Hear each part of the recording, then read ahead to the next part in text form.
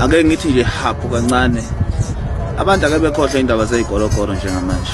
Welcome to Zwide Media. If you're new to this channel, please subscribe. Don't forget to like, comment and share. Here's a new video for today. Enjoy.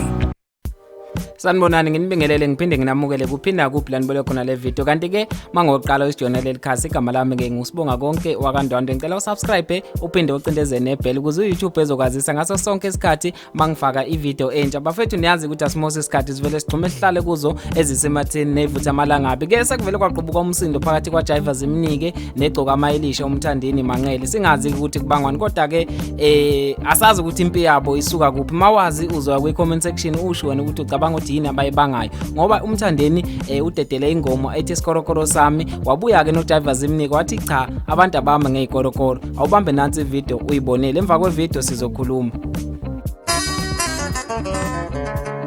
Sanibonani bafowethu lo nibingelelayo uJaiva Zimnike ake ngithi nje haphu kancane abantu ake bekhohlwe indaba zezikolokoro njengamanje kuzinkosi yomaskandi uJaiva Zimnike nje ngiphethe ingoma enkulu akukho okuningi engizokusho ngo2